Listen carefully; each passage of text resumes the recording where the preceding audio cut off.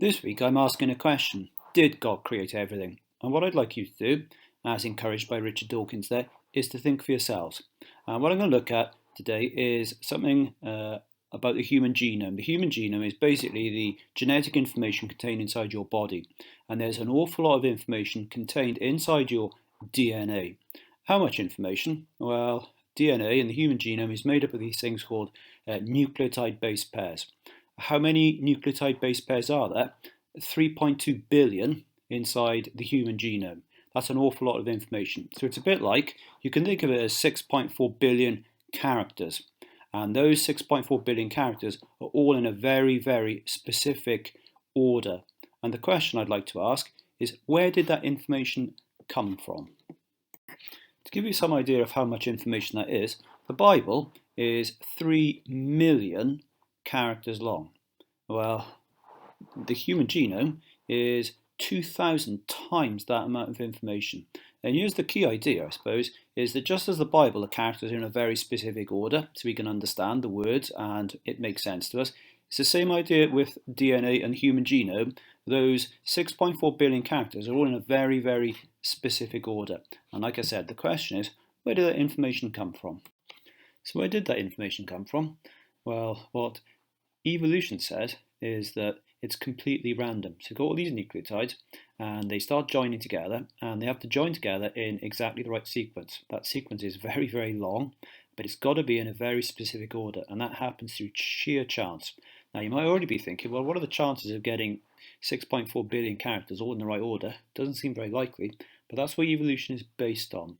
There was a very famous debate in Oxford in 1860 between two people called William Wilberforce and T.H. Huxley.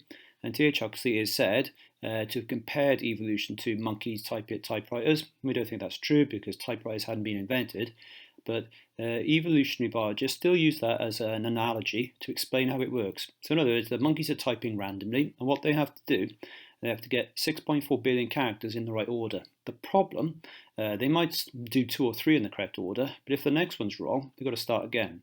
So you can see, to get 6.4 billion characters, it's going to take a very long time, and it doesn't seem very likely, but that's what evolution is based on. So evolution starts to run into a few problems.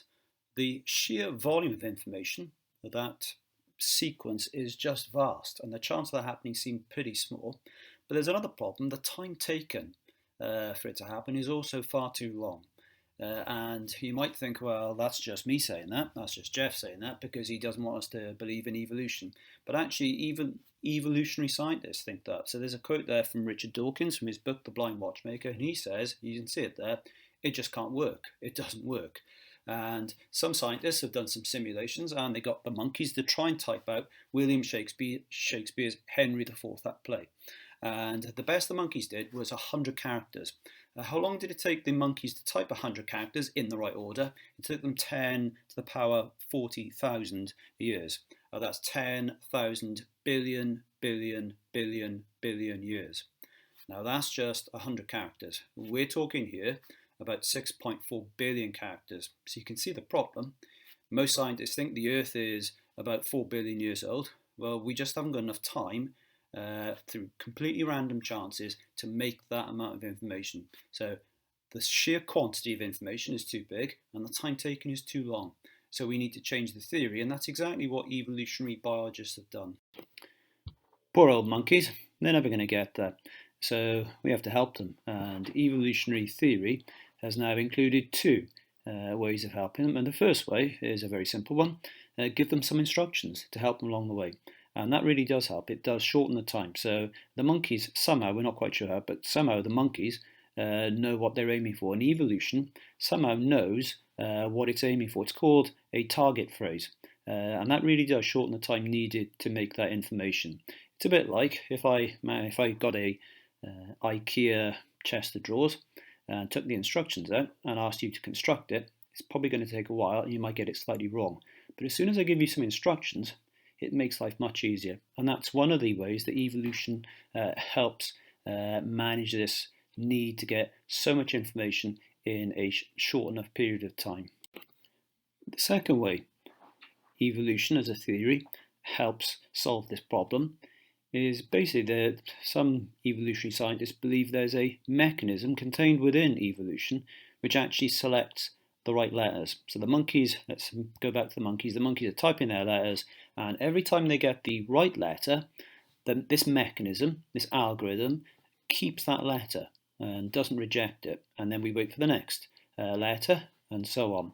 A bit like back to our nucleotides, we get the right nucleotide, we keep that little piece, and then we wait for the next one, and that's correct, and so on. Some people, slightly cheeky, I think, have described this as having a head monkey. So the monkeys are typing away, and once they get a right letter, then the head monkey keeps that.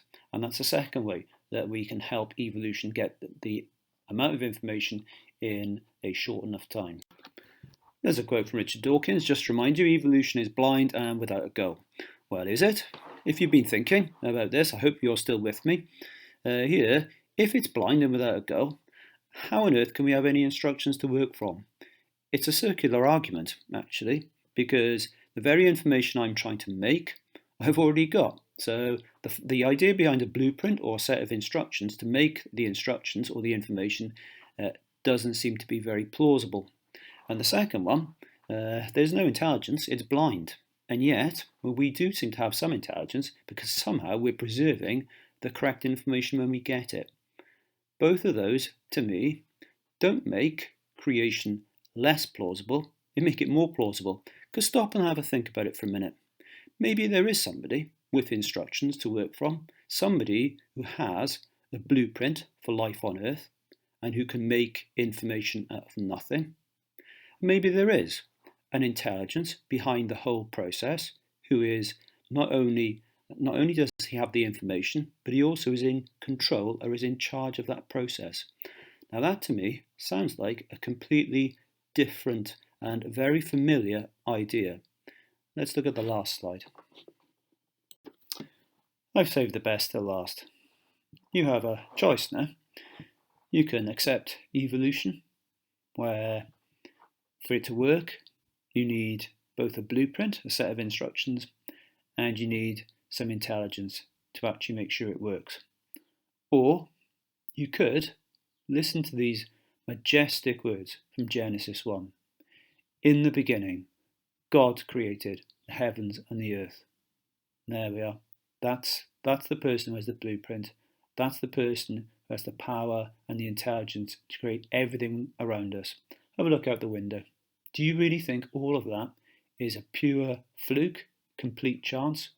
Or do you think there is an intelligence behind it? I know what I think. I think God made it all. And I think he's still in charge of it. Over to you.